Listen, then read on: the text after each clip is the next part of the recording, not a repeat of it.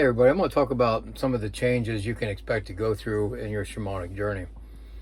In the beginning, people have that something that happens, a shamanic awakening, a healing, some kind of shifts in their life. They have this come over, they find me or they find another shaman, and then they're like enter into this agreement with themselves. They're going to go and undertake some life changes to get into either discovering themselves, really knowing themselves better, accepting themselves, or they have a desire for life changes. And, there's a long list of things that people get into shamanism for.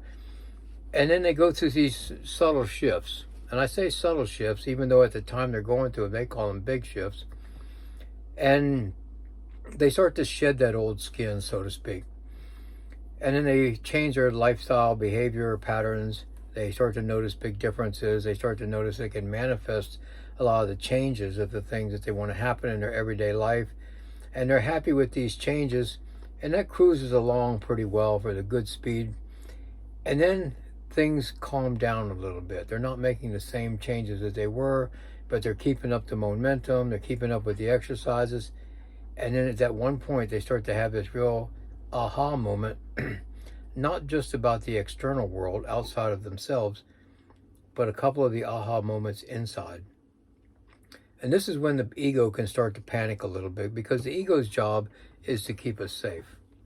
We won't want to, the ego's job is to keep you from blindfolding yourself and running across the interstate, or taking kind of crazy dares. And that's his job. And so I don't have problems with ego. I have problems with like unchecked ego or fear-based ego that makes the decisions for people.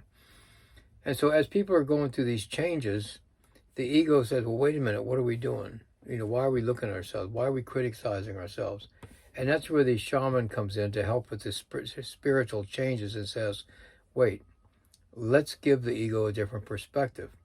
It's not that we're trying to kill ourselves, as figuratively speaking, of course, or it's not like we're trying to change ourselves. We're trying to make ourselves better.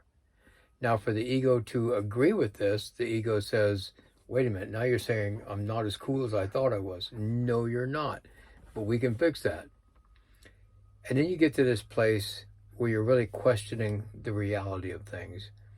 And that's a big breakthrough for a lot of people. And you figure things out about yourself of why you did a certain behavior pattern. Now, some people feel ashamed of that. Some people are like, wow, I wasted so much time, without celebrating the good part.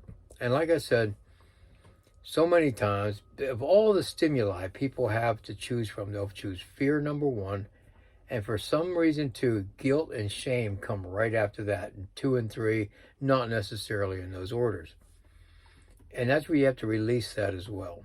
And to say, you know what, I say, if you were the best person you could be at that time, all things considered, and those are the decisions that you made and the lifestyle behavior patterns that you endured, okay, don't go into the guilt and shame part. Don't get into time past, but just say, okay, I see that now. And that's what's so important. When you're discovering these things in your path, where you say, well, I turned left when I should have turned right. Okay, you did. Accept that. Turn the page. Because as you're going even further, you'll go deeper. And then there'll be that point like, wow, how long does this last? How often do I go back into these aha moments where I look back? Okay, let's look at that for a second. You keep having these moments where you keep going backwards. Now let's think of archery.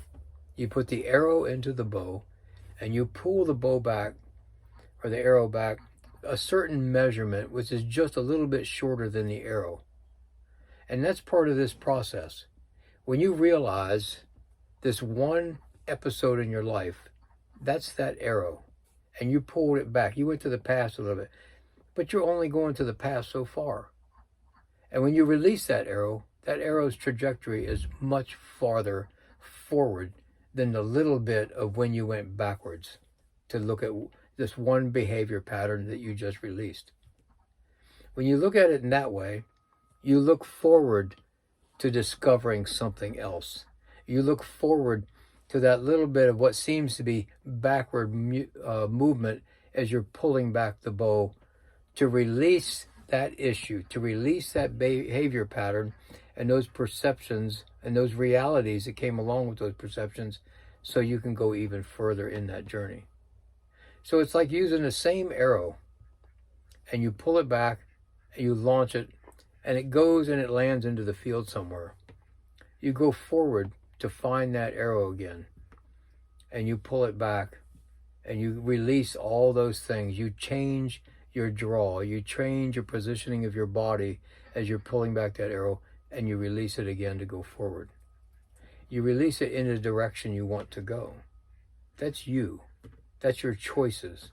You chose the elevation to hold that bow. You chose the direction to put that arrow. But in the meantime, you had to pull yourself back just a little bit further to check yourself and your behavior patterns and your personal growth, your spiritual evolution, before you release that arrow one more time. Don't get frustrated with the process. Don't get all caught up in what you shoulda, coulda, woulda done. You didn't. Okay? Now pick up a new arrow, pull back, release it, and look at the direction it's taking you, because you chose that. Catch you guys later.